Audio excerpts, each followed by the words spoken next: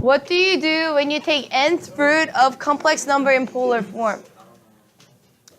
So here's the formula. What you're doing is the nth root. When you're taking the nth root, you take the nth root of the r, cis of theta, whatever you're going to get for theta, plus 2 pi k. So basically, the reason why we are doing it is there's not just one answer. If you go around 2 pi, that's 360 degrees, and it gives you the same answer. And how many times do you have to do it? Until you get your k becomes n minus 1. So it's basically number of solutions that equals to n. Why? You start from 0, 1, 2. So if n is 3, you start from 0, that's one solution. Then you have 1. And what's n minus 1? What's 3 minus 1? 2. So you go up to 2, 0, 1, 2. So you get 3 solutions, meaning you will always get an n number of solutions, okay? So here's the formula that you can apply, but I'm going to show you why this formula works. So if you just learn how to solve the equation, you don't have to memorize it. So I think for a long run, it's better to just learn how to solve it. I'll show you how to, okay? So here, we are finding all roots of 4i raised to 1/2. So what does that mean? Yes, square root of 4i, but we have to put it in polar form. And what is n here? What's the square root? 2. Your n is 2, okay? So square root of 4i. What is 4i? 4i is 0 plus 4i. And when you draw it, it's x is 0, y is 4. 1, 2, 3, 4. So what is the radius? So this is 4 cis. What's theta? Let's do it in degrees first, okay? 90.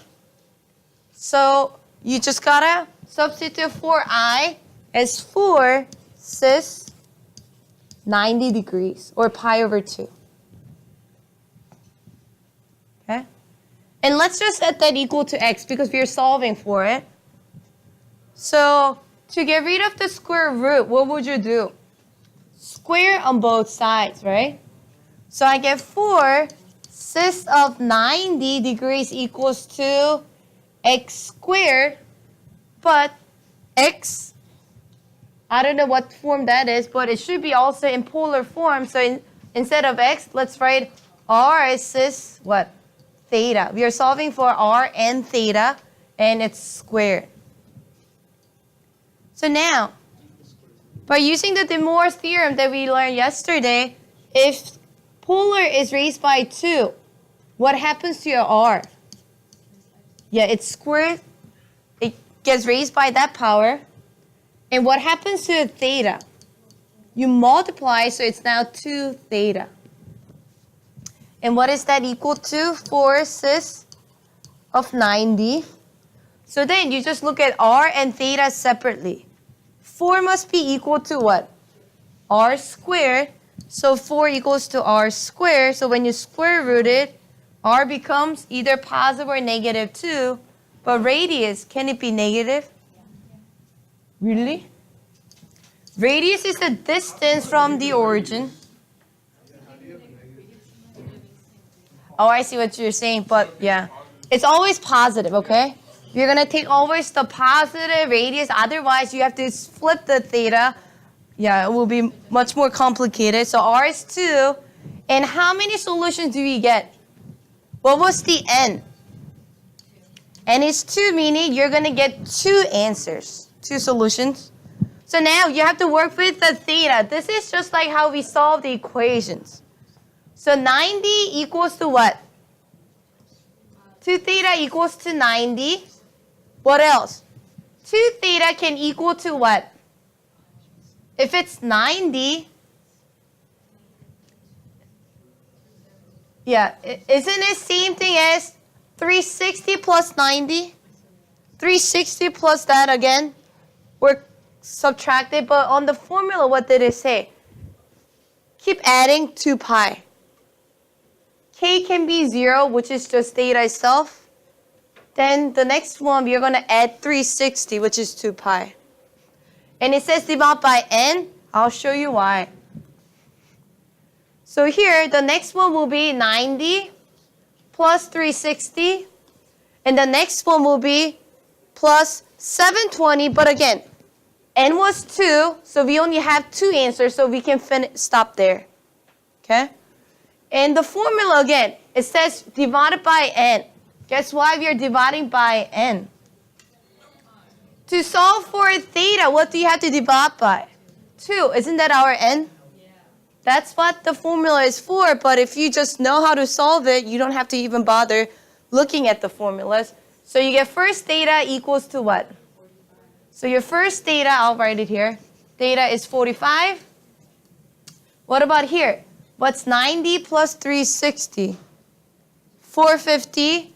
Divide by 2. Divide by 2 is 225. That's how you get 2 thetas. Yes? Why do you add 360 to that? Because when you add 360, does that give you the same answer? Yes. But you need to find 2. Yeah, when n is equal to 2, you have 2 answers. If n is 3, you go up to another 360 and get 3 answers. Okay? So now, what is your answer in polar form? What's the radius? 2. Sis, what's the first theta? 45. That's one of the answers. And then you get 2. Sis, what's the second answer? 225. And it will be nice if it says, write your final answer in polar form. But did they see that? No. But they gave you rectangular form, the standard form. That means your answer should be in standard form. So you have to convert them to standard form. So this one right here. R is 2. Angle is 45. So it's right here, 45. And the radius is 2. So how do you find x? X equals to 2 cosine of 45. So it's 2 times, what's cosine of 45? Root 2 over 2. So you get root 2.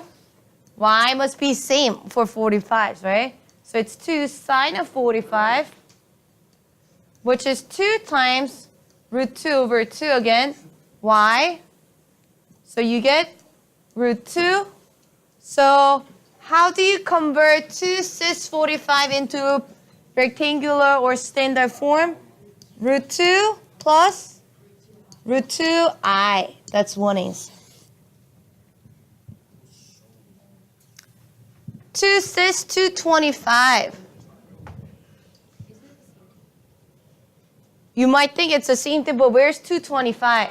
It's on the other quadrant, so it just becomes negative, right? So it's negative root 2 over 2, negative root 2 over 2, so it just becomes opposite. But to show you why, it's radius times cosine, what's that? 225, which is 2 times negative root 2 over 2, which becomes negative root 2. Right, 2 cancels out, and y becomes the same thing, right? Do I need to show you?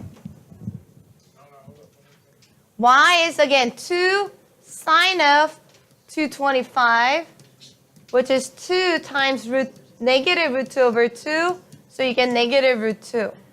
So x is negative root 2, y is negative root 2. How do you write in a rectangular form? Negative root 2 minus negative root 2 minus root 2i.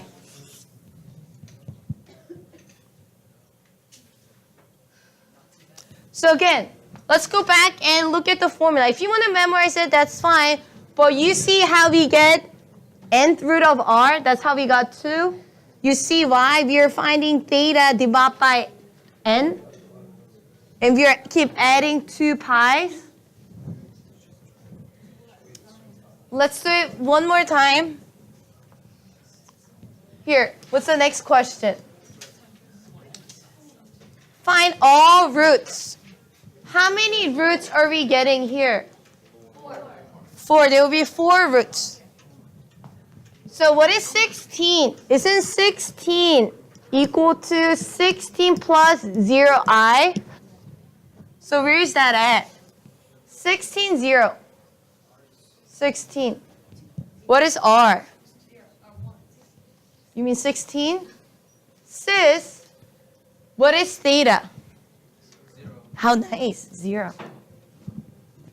So that's what that is. And it says it's raised to 1/4, and it's a 4th root of it. And let's just set that equal to what? R cis theta. Because it's in polar form. Now what do you need to do? Raise it to the 4th power. 4th power.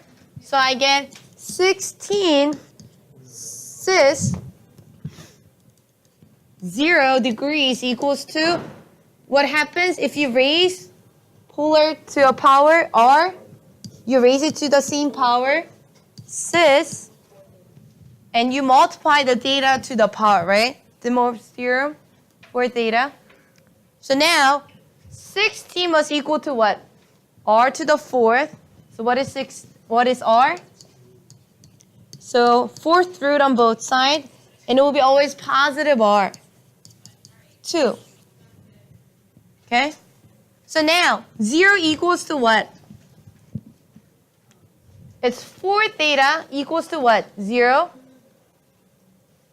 What's the next one? 4 theta equals to 360. You keep adding 360. 4 theta equals to what? 720. Do we need one more? Yes, n is what? 4, meaning we have 4 roots. So, what's the next one? 4 theta equals to 1080. So now what do you need to do? Divide by 4. So your first theta is 0. Divide by 4, you get 90. Divide by 4, what do you get? 180. What do you get for the next one? You get 270. So how do you write your roots in polar form? It is r cis theta, right? So what's the first root? What's the radius? 2. So it's 2 cis 0 degrees first angle, 2 cis second angle 90, 2 cis 180, and 2 cis 270. And are these our final answers? Hopefully it is, but not. Why not? Yeah, they gave us in a standard form, rectangular form, meaning you have to convert them back to the rectangular forms. Okay?